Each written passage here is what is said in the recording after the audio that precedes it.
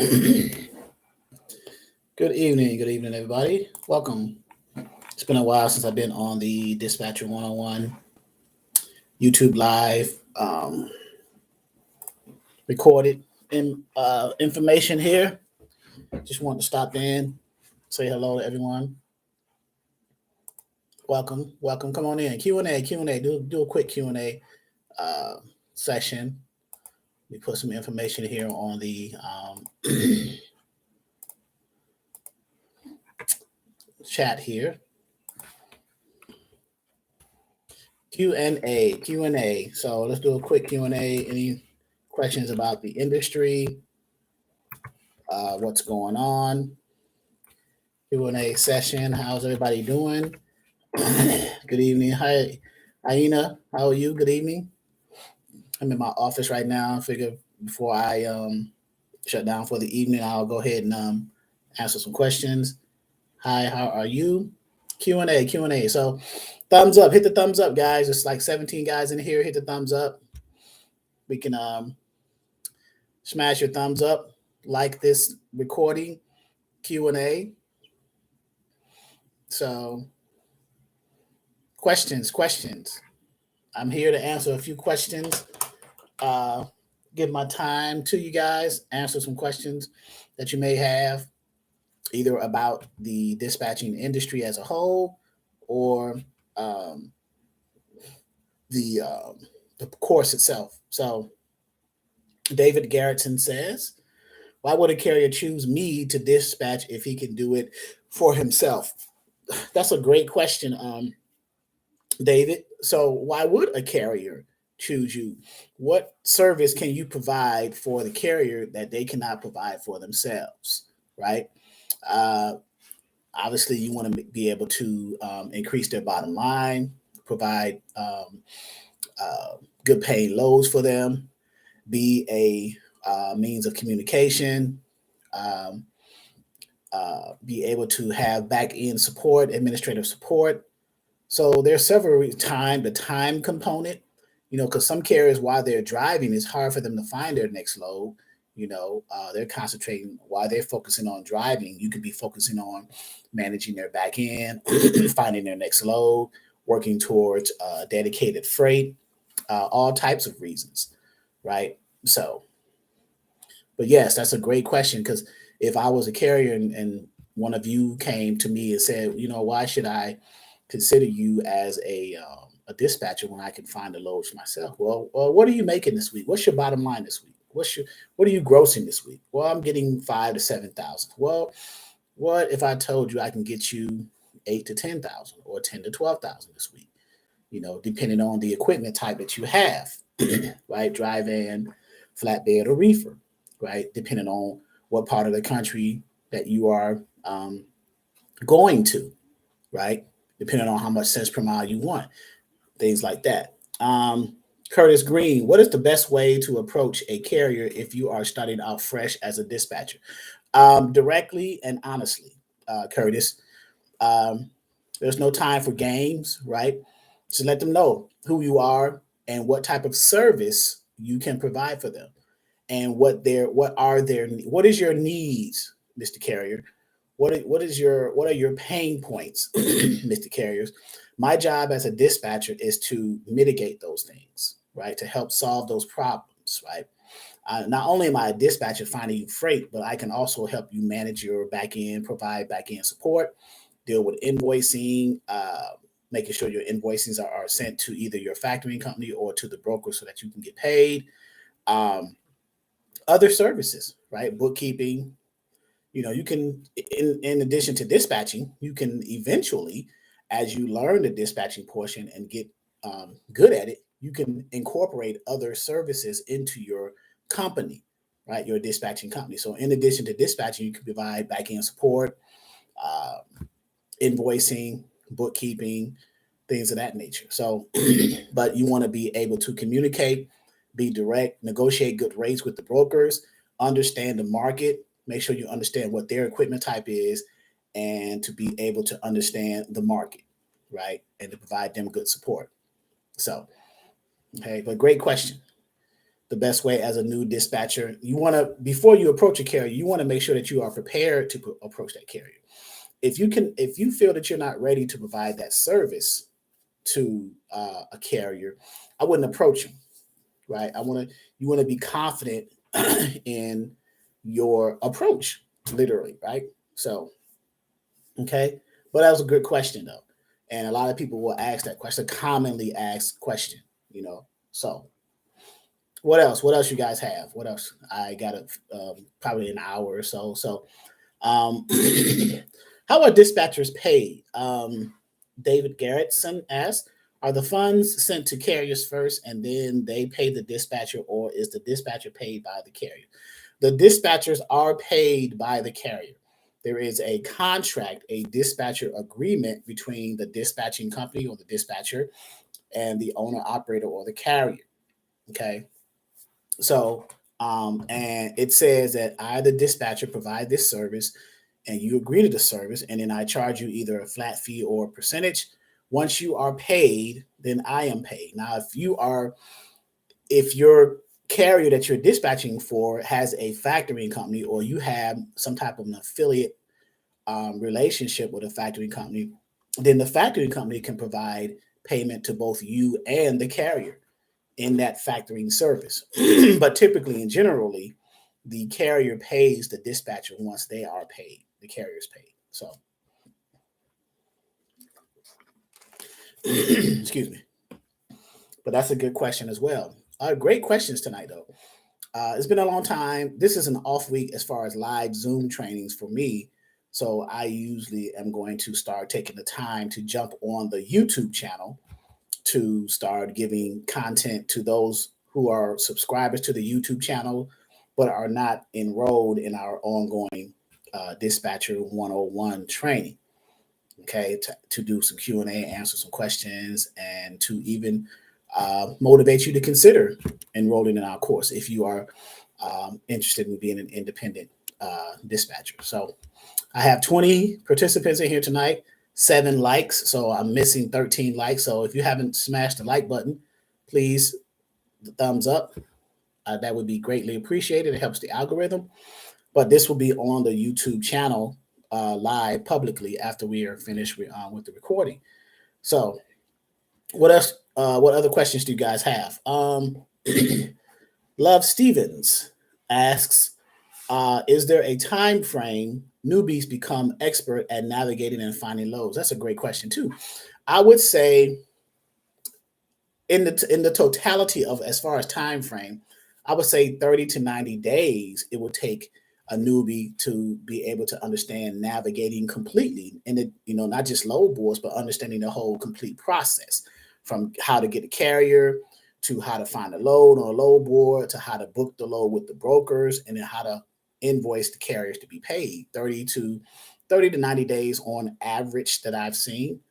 So that's how that usually works. But as far as the load boards, I would say a good week. Once you understand the user interface and how to navigate the load boards, finding the loads is as simple as putting in the search criteria of the particular type of load you're looking for, the origin of where it's being picked up, or the shipper, and the destination where it's being delivered, the equipment type, the date of the pickup, the weight of the load, the length, things of that nature. You put those specific criteria in the load board, you hit search, and you get a result set of what you are looking for according to your carrier's profile. So, Raven Long, hello, I want to know how to check the broker's credit. Typically, the broker's credit is either checked, in most cases, it's checked through the load board, but there are other ways you can check. You can look them up on the FMCSA sites called Safer. It's a company snapshot. You can look up an MC and DOT number of carriers, brokers, to see information about them. But typically, most load boards posts a credit score and a credit rating of brokers, right? So you can determine as a dispatcher if you even want to work with this broker, because if the worse the score or the rating is, the more likely you're going to have issues of payment, right? Or there are going to be other underlying issues because there was a reason why they received that bad rating or that bad score, because they've developed a history of not paying on time or certain other things that caused them to receive that score. So, Miss Charles, this is Keisha from Gary, Indiana. Hey, Keisha from Gary, Indiana. I think I spoke to you, Keisha from Gary, Indiana, because are you the one that know Sadan? And I think you and I had a conversation yesterday, I believe, on the phone. Okay, yes. How you doing, Keisha? Hello. Salute you. Um, Also love Stevens. Also, as of today, is the market saturated with dispatchers? I keep seeing this in different Facebook groups. That's a great question. Is the market saturated with dispatchers? I would say yes. Honestly, it's saturated with dispatchers, but it's saturated with dispatchers who do not know what they're doing. So my job as a trainer is to try to give it to you the right way. So when you go out there and dispatch for carriers, you have a universal and a correct perspective on how to properly dispatch, truthfully and honestly, as a business and an entrepreneur. So, let's see, Rancho Ray. Okay. Good evening. How do you charge the carrier? Via credit card, PayPal? Thank you. I usually advise my students to do it invoicing either Square or PayPal, and then you may have other some invoicing software through QuickBooks or other type of accounting software. But I never take credit card information from the carriers, because that can get in a lot of he say, she say things, and you're stealing my money kind of thing, overcharge and stuff like that. So I invoice them via a PayPal invoice or a Square invoice or through some type of accounting software like QuickBooks. Okay. Let's see who else. James Yahuda. When an MC number has a P at the end of it on the FMCSA register, what does that mean? Hope feeling better. The P, it could be a passenger type of authority. P might be passenger. So if you're on the carrier side of an authority, so there's different types of operating authorities. There's one for brokers and there's one for carriers. Now, the ones for brokers, there are two categories of that. There's a broker of property except household goods, and then there's a broker of household goods. With the carrier one, you have an authority, a common carrier authority, a contract carrier authority, a passenger carrier authority. There's that P, and then a household goods authority for the carrier side. So that could be that, James. Ricardo Gonzalez, what is the form of payment between carrier and me? Again, that depends on how you structure your company, your dispatching company. If you want to do invoicing through credit card or credit or debit card through PayPal account or through Square, and your carriers can pay with their credit card through your Square account, or if they have a Square account, they can just pay it directly out of the funds in their Square account, or if they have PayPal, they can pay directly out of the funds within the PayPal account. But both of those accounts also give them, the users or the merchants, options to use credit or debit cards too. So, okay. And I've been noticing people trying to invoice using like Cash App and these other instant applications as well. I'm not sure if I would advise that. I would probably do a brick and kind of a household name type of invoice, and just to be honest with you. So, Shelly Smith, do you think it's okay to get paid through their factory company, Europe? Yes, of course. That would be a better option. Like if the carrier's factory company, or if your factory company through which you may have an affiliate partnership with, offers the ability for you to be paid at the same time the carrier gets paid, then that alleviates the stress of you having to worry about whether a carrier is going to pay you for your services of dispatching for them, right? You know that once your carrier submits their POD to the factory company to get paid, the factory company is going to pay them as well as pay you for finding them that load that they submitted that POD with. Hey, LaDonna, how are you? How do I find owner operators? There's several ways. The one way is, if you have local truck stops in your area, that's a good starting point. If you have access to search directories, you can look up and do cold calls based off of their numbers, the phone numbers. You can do text blasts, create a text script and then put in multiple numbers and send out one message to a whole list of numbers. You can do that. Same thing with emailing, email campaigns. You can do email scripts as well. Social media, LinkedIn, different social media groups like Facebook groups, like owner operator groups. So there's a lot of ways to get to owner operators. We're in 2022. That should not be a problem at this point, right? You just got to decide which niche or which method you want to start off with and to kind of get mastered. Okay. Curtis Green asks, when a carrier's MC is inactive, that means to stay away from them because a carrier told me that was okay, right? If a carrier has an inactive operating authority, if you look them up on Safer or wherever you look them up at, and it says in big red bold letters inactive, right? That means that they cannot move any freight. Let's say you took that carrier on and you said, okay, I got a dispatcher agreement with that carrier, right? And you say, okay, you call the broker to book a load for them. You found a good paying load. You and the carrier had that conversation, and the carrier said, book that load, right? So now you call the broker to try to book the load. The first thing the broker's going to do is ask you for the MC so they can look the person up that you're trying to call to book the load for. When they see that authority is inactive, that conversation's over. The broker's going to say, I can't do anything, right? That the authority is, I can't give loads or freight to someone who has an operating authority or who does not have an operating authority or who has an operating authority that's not active, right? They have not been given the permission by the FMCSA to transport freight anywhere in the country, whether it's intrastate or interstate. They're inactive, right? So it's not a good idea. Let's see. All things Nada Jean, I think it says. I just started dispatching on Monday. It has been difficult finding suitable loads for my driver. So the question becomes, what kind of equipment types do your drivers have, and where are you looking for the loads out of? Because there's strategies to that, ma'am. All things Nada Jean. Hello, Lady Ados. Smash the thumbs up, guys. 41 in here, 24 thumbs up. I need about 17 more thumbs up. Smash the thumb. If you haven't smashed the thumbs up, smash it. Oh, I need to make LaDonna. Let me do that now, LaDonna. Ma'am.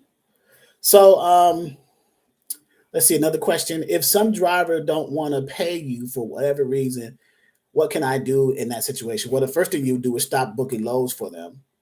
And the next thing you do is, depending on the amount of the payment, you would probably, because some people say, well, I'll go to small claims court, So if the value of what they owe to you is less than the value of taking them to small claims court, I would pretty much eat that and then just be done with that driver, right?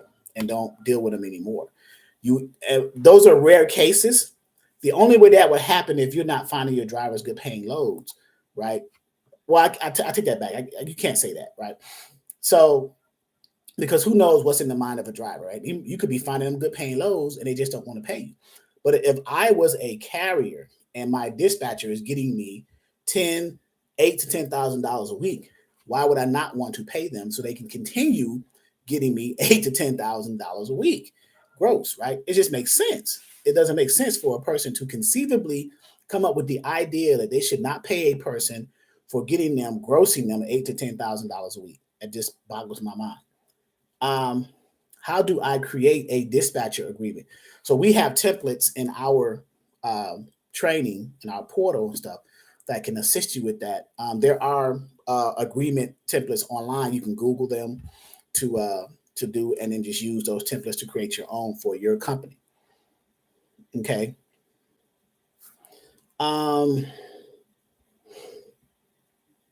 What is the best app to find loads? So each load board, YMH, have those loads in app format, like Truck Stop, 123, DAT.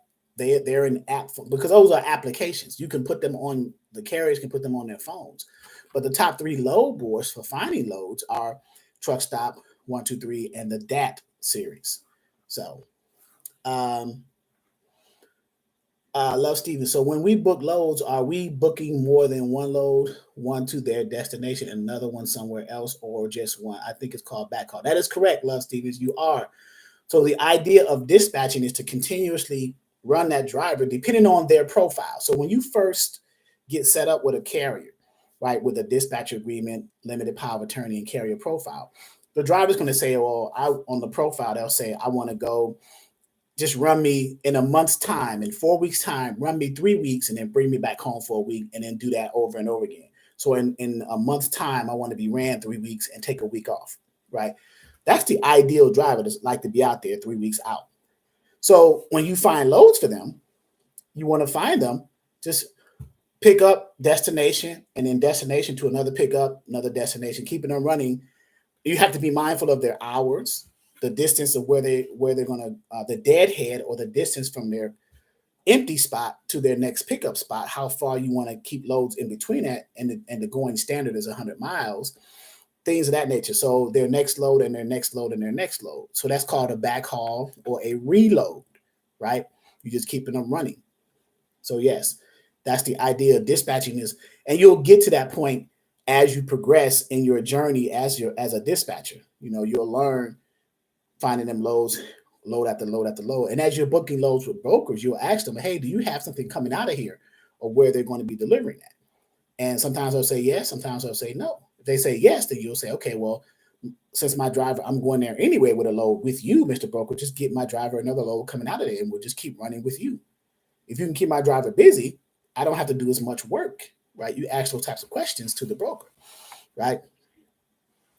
Sometimes they just don't want to pay us, right?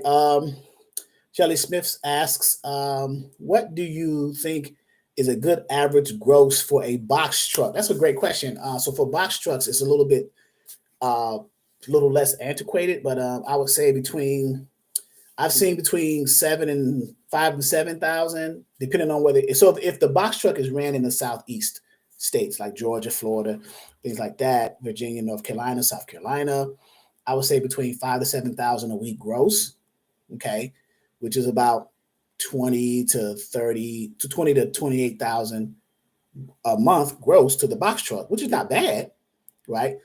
And depending on if they're over the road, right? If they're running, you have to put in miles. So you can run 2,500 miles a week, maybe 2,000, 2,500 miles a week in a box truck. You can do about 25 to 3,000 a week in a semi, right? You can probably do more in a box truck because it's smaller, it burns less fuel, it has more miles per gallon than a semi, conceivably. So you can run it all over, but the payment on the loads are not as high as they would be for a semi, because a semi is larger, they can hold more weight, and they can put more pallets in it. So it's a no-brainer with that. But I would say on average between 5 to 7,000 gross per week, depending on where they're running. So Midwest, Northeast, and Southeast are good areas for box trucks.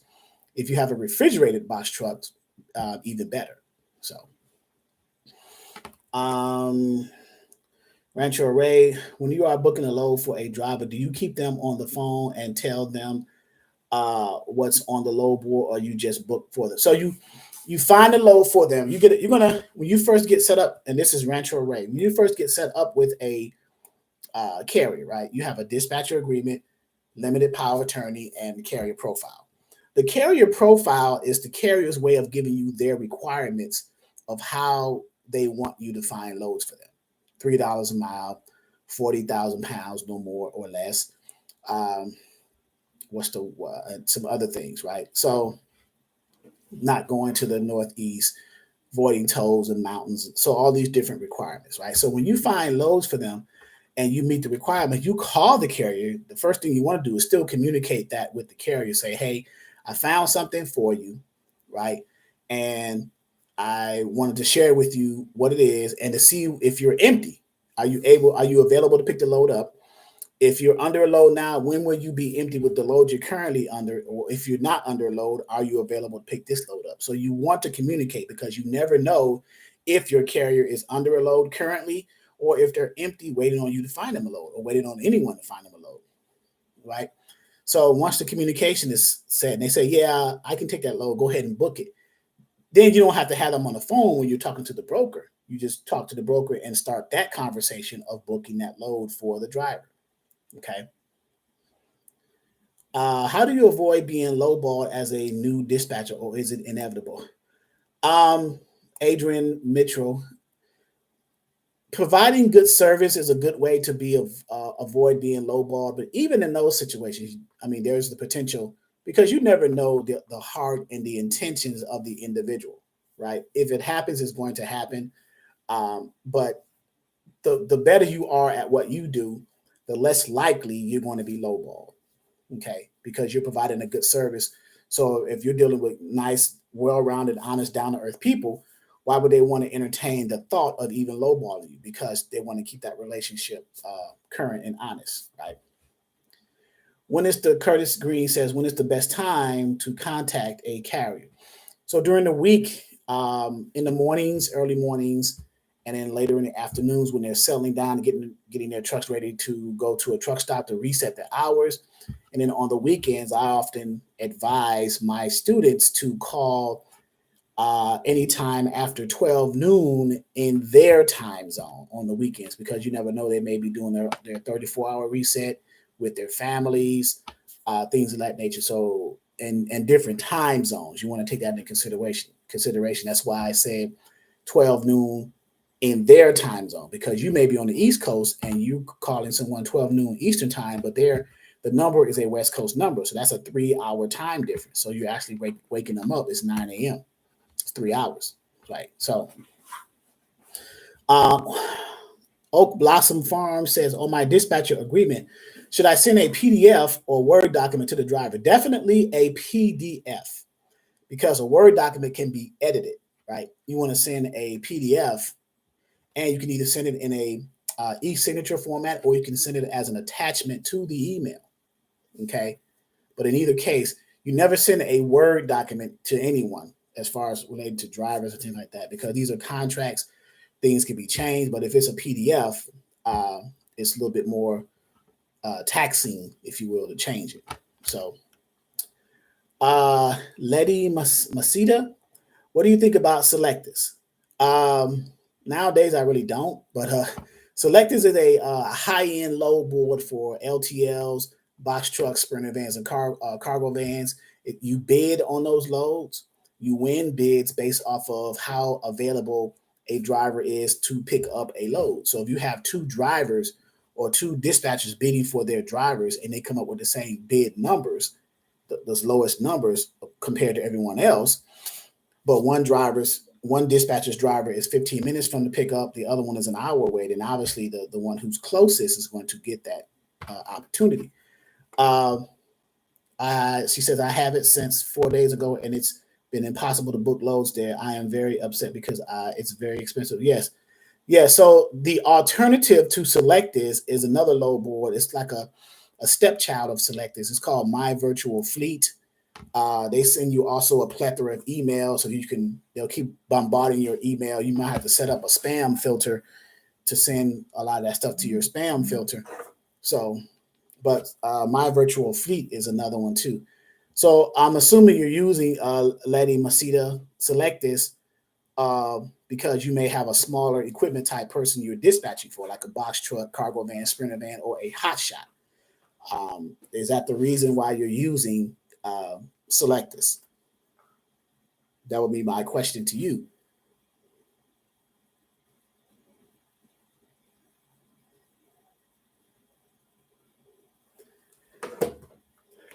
And let's see.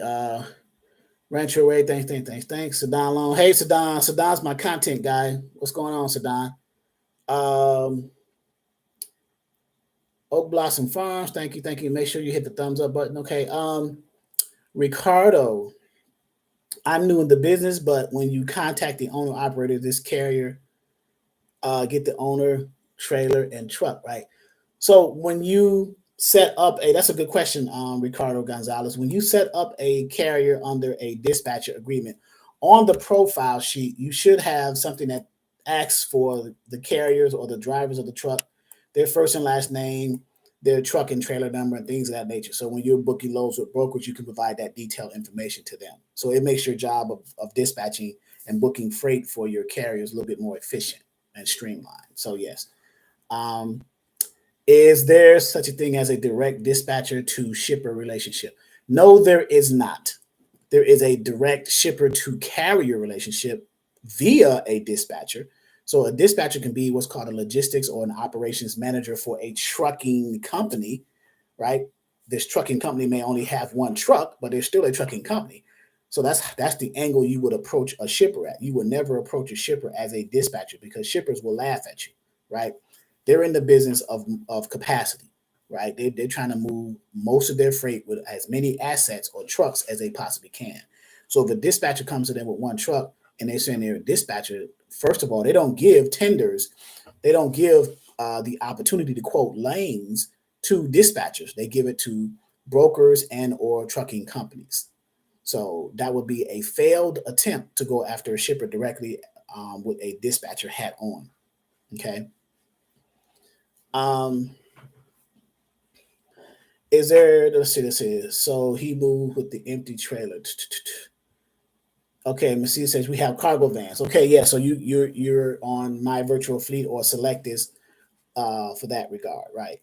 So yeah, I would say My Virtual Fleet as an alternative to Selective, maybe a cost-effective alternative to Selectus. Best way to find owner operators in today's market: truck stops. That's been the best way forever because truck drivers stop at truck stops to get fuel, to wash their trucks, to wash themselves, to get food, to rest, take breaks, right? They're not going anywhere. As a matter of fact, they're expanding. So truck stops, social media nowadays. Remember, we're in 2022, so technology.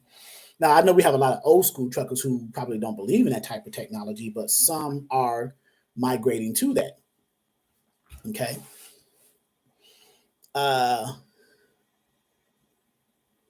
Let's see, Mr. Money. GGC greatness. I'm just logging in to see and seeing you. I am interested in dispatching. Very good, very good. Looking forward. This is my first time catching you live. Okay, great, great. Hopefully you have some questions. I can answer them. Hello from Baltimore. Okay, Be More the Wire, Big Truck Energy. What TMS would you recommend? I hear a lot about I know Portal. Any other comparable, less expensive options? So as a dispatching company, you try to keep your overhead low. A TMS system, TMS stands for Transportation Management Software or Management System, right? It's designed out of the box for brokers and shippers, right? Dispatchers, if you are a dispatching company, you have 10 trucks that you're dispatching or less, you will do yourself a disservice by purchasing a TMS system. You can manage 10 trucks in an Excel spreadsheet with QuickBooks, which is less expensive than purchasing a subscription to a TMS system. Now, if you are scaling your company, you want to grow it to like 20 to 50 trucks you're dispatching for, then a TMS system can manage that for you because it's integrated to do so. But an Excel spreadsheet with functions and formulas and sales, pivot tables, all the functionality of an Excel spreadsheet can do just the same thing as a TMS system. The only thing is it's not integrated with a load board. So, and I'm not saying it like that way to discourage you from a TMS system. I'm just saying don't put the cart before the horse, right? A TMS system, though, that's a high-end thing. If your overhead is, you're trying to keep your overhead low, then it's advisable just use the products that you need to use as you're building. And then as you generate revenue to compensate or substantiate purchasing those other items, high-end software, then you do so at that time, right? But don't put yourself in the black or in the red, I should say, purchasing software that you don't need or you're not ready to have, right? Thanks for sharing. You're welcome. You're welcome. When does the next class start? So our class for our ongoing members start this Sunday at 11 a.m. Eastern Standard Time. I think I pasted the link into if people who are interested in enrolling there. Let's see. Best social media platform. That is a great. So as far as getting trucks, I'm assuming you're asking it for that reason. IG or Facebook? I would say Facebook. Diego Aguilar, you're asking for as far as transportation dispatching is concerned, or is this a general question? Best social media? Um, but if you're talking about dispatching and carriers and things like that, I would say Facebook because a lot of old school carriers are on Facebook. A lot of newer drivers may be on Instagram, IG, but the old school guys, I can guarantee you they're not. Okay. Hi, do you determine a backhaul good rate? And also, is there a difference in what we should expect for the weekend as far as prices? Yes, there is. As far as the weekend prices, there is different because not a lot of loads move on the weekend. Most of the freight is moving during the week because most of the brokers are working during the week and most of the shippers are open during the week. Now, if you have a 24/7 FCFS, first come, first serve type of shipping facility, then you should be fine. But that's few and far between. They're out there, right? But most brokers work Monday through Friday, take the weekend off. They may do weekend loads via email, right, and text. But yeah, how do you determine a backhaul good rate? Most backhaul rates are less than a line haul rate. A line haul rate is when you initially get that first load, you pick it up from the shipper, and you deliver it to the receiver, origin, destination. And then the backhaul coming out of the destination going either back to the origin or points elsewhere. That's a backhaul or what's called a reload. It's a backhaul if it's going back to the origin. It's a reload if it's going points elsewhere. Okay. Um, I've seen dispatching companies that are not even in this country and are charging low fees like 2%. Yeah. So what they're doing is they're charging that low because they're thinking Rancho Ray. They're thinking about volume. There are dispatching companies who have like a call center, like in the Philippines or in all over Thailand or wherever they are, India, and they have a large contingent of workers over there working at that low rate, but they're building volume. The business model is great, but the problem is there's a language barrier, right? When you hear someone from India or you hear someone from a foreign country and you speak proper English or whatnot, it's going to be a language barrier, right? And then you can imagine what the truck driver is going to understand or hear, right? So they may hear 2%, but there's going to be a challenge of communicating back and forth. What is the best rate to charge? Let me see. What is the best rate to charge a carrier if you are just starting out? So I advise my students, my members, percentage. You say so we do a percentage or we do a flat fee. You said you mean percentage. So a fair rate is between 5 and 10%. And we usually say if you're new, meet them in the middle at 7, right? Because 7 says you're not brand new, you're not green, right? No, nothing. But 10% says you're not an expert either. So 7% is right there in the middle. Okay. Um, do you have payment plans? Yes, we do. I just put the link in the chat. We do have payment plans. If you go to that link, you'll see the payment options in there too. We just introduced that option, payment plans. Diego Aguilar says, correct. No, I have a dispatching company and I currently have one hot shot, but I want to find more owner operators. Okay, good. Thank you, man. I appreciate your knowledge and tips. Much appreciated, Adrian.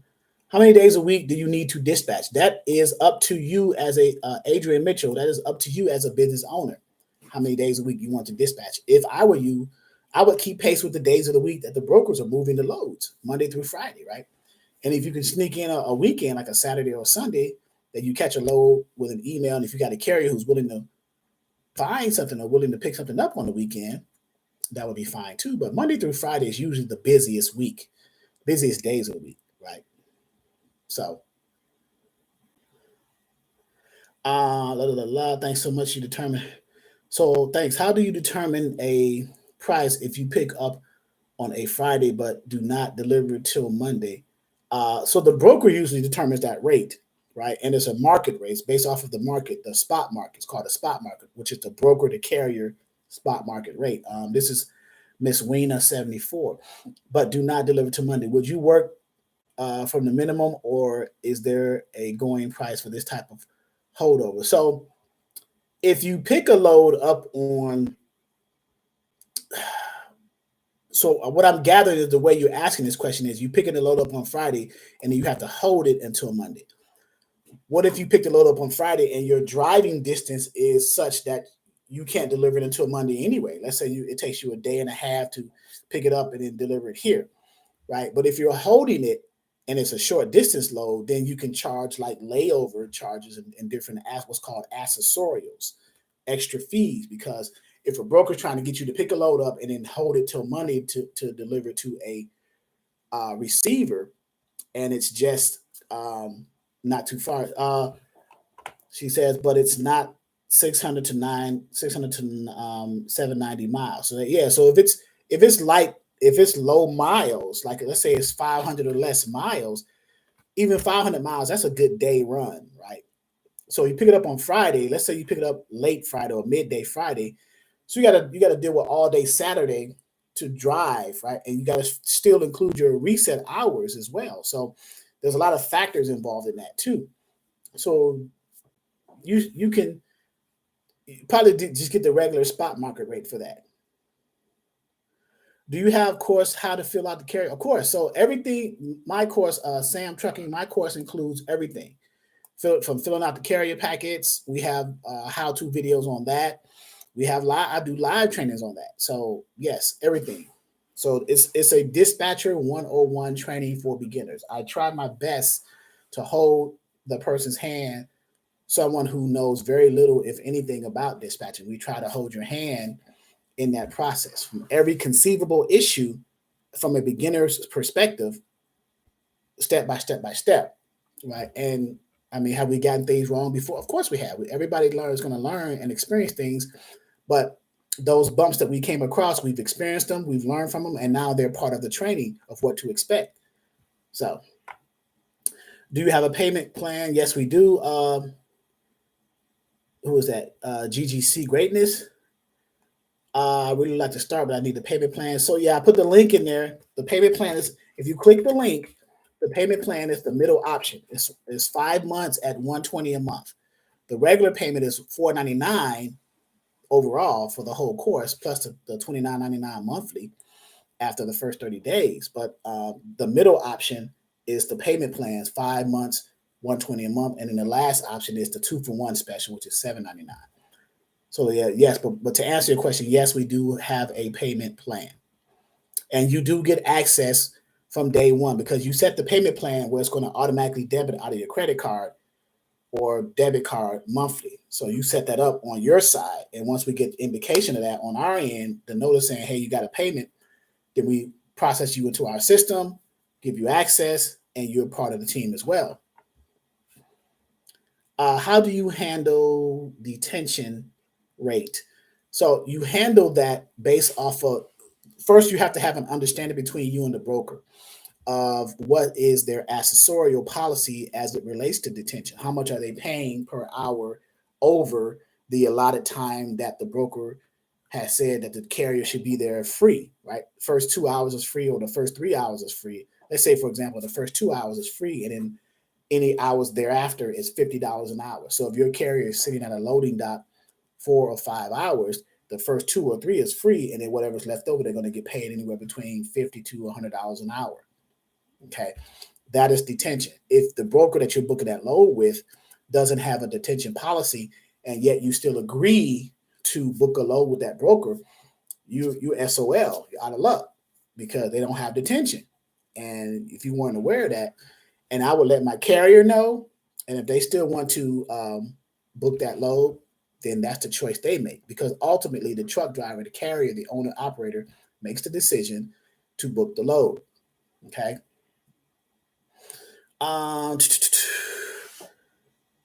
Tasha Fierce, is this type of business good with just one person doing all the work on top of getting out and trying to get the business?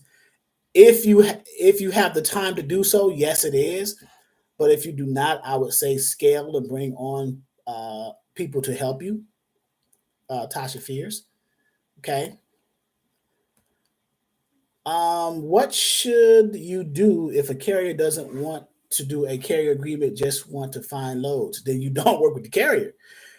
You're not in this business to do work for free. You started your own company as an entrepreneur um, to make money, right?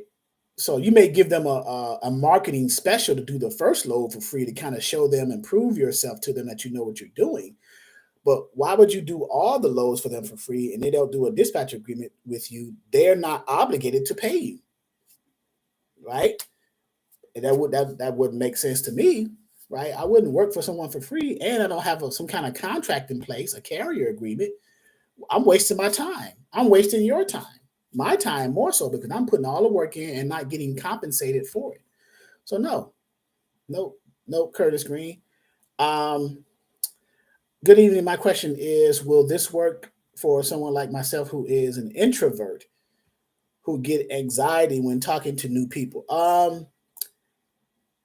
Yes, it probably would work. So I would recommend if you can bring somebody on your team to represent you as far as speaking to people, and then you handle the back end side of it, it may work.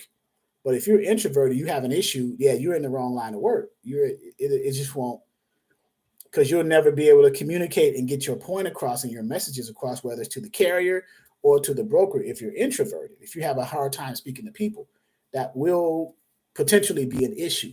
But a solution to that is to bring someone like a sub dispatcher or someone on your team to work with you in order to be the front end spokesman for your company, and then you handle all the back end. If you're that type of person, you're like the back end type of person doing all the leg work, that's fine. And you have someone up front representing you, that's fine. Someone you trust, someone you know, things of that nature. Okay. How much do you dispatchers that you're bringing in and working for your dispatch company? I'm not sure I understand the question, Daddy Brian. How much do you dispatchers, how much do you pay dispatchers that you're bringing in and working for your company? How much do you pay the dispatcher, Daddy Brian? So if you have sub dispatchers under your company, you have some kind of percentage, either a W-2 employee or a 1099 independent contractor, IC, and you determine if you want to, what the rate is based off of how much experience they already have, or based off of whether you have to train them and get them up to the level that you're satisfied and comfortable with them being at, right? So, how do you deal with a broker who does not want to pay detention after the load has been delivered? So, okay, does the dispatcher handle this matter for the carrier, or you let the carrier deal with it? Okay, great question. So that question can be broken down in segments. So it depends on if the brokerage in the broker carrier agreement has an accessorial policy for detention in the broker carrier agreement. If they have in the broker carrier agreement, Oak Blossom Farms, that they pay detention, but they don't want to pay it, that's due, the carrier will have to file a claim against the bond of the broker for monies that's due for detention. The dispatcher does not do that. The reason why the carrier files the claim is because the carrier is the one who's being shortchanged out of the money. This is you're the dispatcher. You represent the carrier when you book the load, but technically it is a broker carrier agreement between the carrier and the broker booking the load. So the carrier is the one who's being shortchanged. So they're the one who has to file the claim against the bond of the broker in order to recoup that money, detention. If it's in the broker carrier agreement, because that's a breach of contract. So if it's in the agreement, broker carrier agreement between the broker and the carrier, that the broker is to pay for detention, and the carrier has done their job, delivered, and they've been sitting at a loading dock more than what they should be, and they're due detention, then that is, and the broker doesn't want to pay, that is technically a breach of contract. Okay. So, do you offer your course to Canadians? I offer my courses worldwide. Yes. Canadians, Australians, Africans, Americans, the junkyard photographer. Yes. I have students in all over, actually worldwide, honestly. Australia, Europe, Africa, um, every continent except Antarctica. I have students. How do you get after a carrier for non-payment? You look them up on Google, go to their house, beat them up, and get your money. No, I'm just kidding. um, how do you go after a carrier for non-payment? So now it is a dispatcher carrier agreement, right? So now they're breaching the contract because you did a service and they didn't pay you. So it's either small claims court or you just eat the cost depending on the value of what they owe, right? Um, how much for the course? So I'll put the link in there again. Check the link here. Where is the payment plan option? I don't see it on the website. So the link I just put up shows that's a direct to the $4.99 page. If you're on the $4.99 page, at the center of the page, you see 3 price points. One says $4.99, one says $600, one says $7.99. The $4.99 is a single member one-time payment. The $600 is across 5 months, 5-month payment plan, $120 a month for 5 months. And then the $7.99, and I'm looking at it now, is the 2-for-1 special for 2 people. So that's where it's at on that page. So the link that I'm constantly pasting, if I have to put a screenshot on here, I probably will, but it's on that page.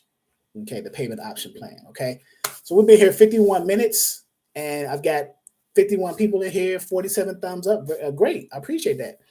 So is this information? Type a 1 in the chat if this has been helpful for you guys. Some information, some insight, questions answered. Just wanted to, before we get off here, because I've been here 51 minutes. I wanted to do at least an hour just to give you guys some time, show you some love, right? Just to see where you guys are, right? So, because again, we're still in an industry that's still a pretty good industry to be in, transportation industry, right? So there's still money in here. There is different modes of transportation. Okay, different modes of transportation. Air, rail with the rail cars, sea with the vessels, ocean, air, rail, and then trucking, the land, right? With truckers on the road. So different modes. You have intermodal when you change from one mode to the next with the ports and stuff. And across the different modes of transportation, it is almost a $2 trillion a year industry. Think about that. And in the trucking side alone, it is almost 800 billion. So these are things to think about. So 1/2 of 1% of that, you'll be a millionaire, right? How you function with that and go with that. So it's a good industry to be in. You just got to find your space to come in at. The easiest entry point is coming in as a dispatcher because there's less overhead. If you try to come in as a broker, you have to apply for an authority. There's costs involved. The costs involved with dispatching is the cost of you starting your dispatching business, your license, your LLC, EIN, and then maybe some software here and there, and maybe some formal training. That's not much to start a business, to be an entrepreneur with the potential to make 100,000 or more a year. Depending on how motivated you are and how soon you get the carriers and start booking loads for them. So the opportunity is still there. There's nothing that's, even with the pandemic and all these other slowdown things, the opportunities are still there. Freight is still moving, even with the ports, all the containers that are on the vessels off the East Coast and off the West Coast by those ports. Freight still gets moved, right? Because goods are still coming into the stores, the retail stores. Consumers are still buying products from the retail stores.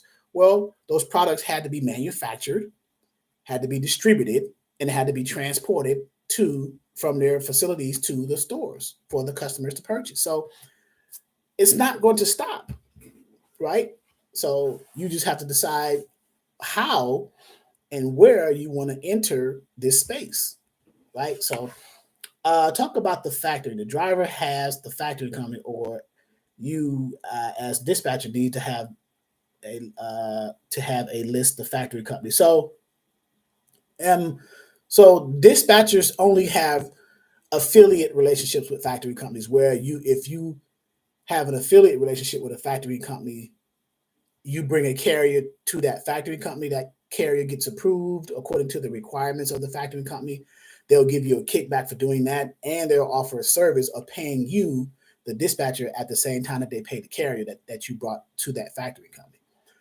Factory companies' clients are only brokers and carriers, right? They're not dispatchers. That's why you have to have an affiliate partnership or affiliate relationship with them. Okay. Ricardo Gonzalez, right? Thank you so much. My ads target flatbed owner operators, and so far only brokers are hitting me up looking for trucks. Okay. What do you believe is the key characteristics of being successful in this type of business? Communication.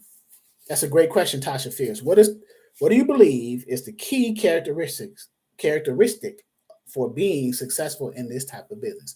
Honesty, communication, knowledge, information, and then knowledge, because knowledge is information applied, right?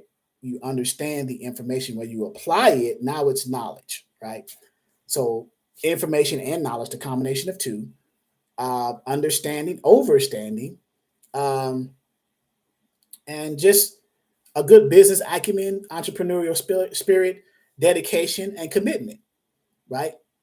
So without commitment, you'll never start, and without consistency, you'll never finish, right? That's a quote by Denzel Washington when he gave a speech at HBCU University some years ago.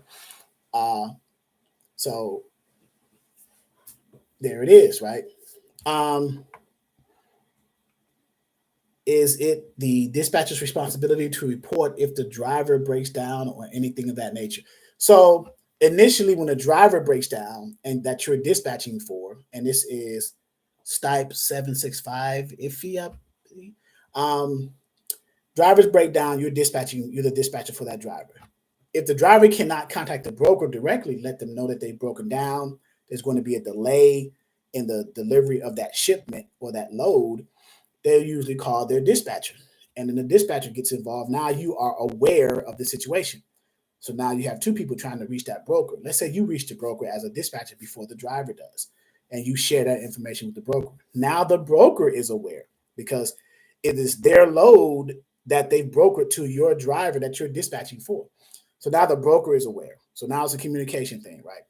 Now the broker lets their customer know that the driver that's under the load that's supposed to be delivered for their customer to their customer's customer, which is the receiver, is going to be a delay because of whatever reason, a blowout with the tires, an engine failure, whatever the case, traffic jam.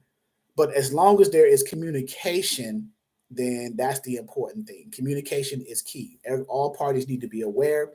What happens if in that communication link, one of the chain, I should say, in that communication chain, one of the links is broken. In other words, if the carrier never called the broker that they were broken down or had a delay, and the broker is still assuming that everything is going well, the broker hasn't done a check call to check and see what the status of the driver is currently, and the driver never told the broker or the dispatcher. So the broker is expecting still an on-time delivery. They call the driver, oh yeah, I'm broken down. Been broken down for about 2 hours now. What? You see, because now that 2 hours is lost, that they could have told their customer, which is shipper, so that they can be aware, so that they can call their customer, who is the receiver, who is where the driver is supposed to be delivering that freight to, so that they can let the receiving people know that there's going to be a delay.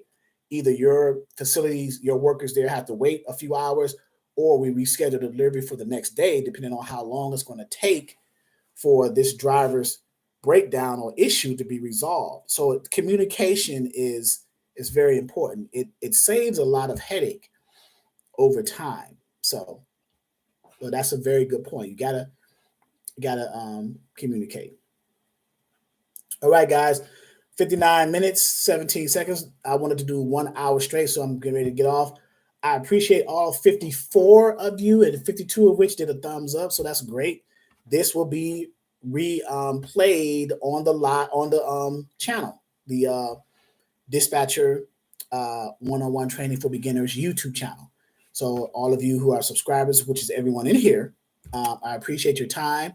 I appreciate you giving me the opportunity to give you my time, right? To give back some of my time to you so that I can share some information, answer some questions, Q&A with that as well. So thank you guys. Have a good Thursday evening. Have a good rest of your week. Should you copy the carrier on every single conversation with the broker? Not necessarily. As long as the carrier is aware that the carrier is already aware that you're trying to book a load for them, so they are aware that you're talking to the broker.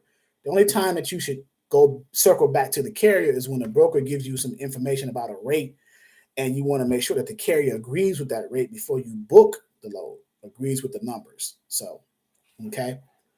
Thank you, guys. You guys have a good night. I salute all of you. Thank you for those of you who are subscribers on the channel.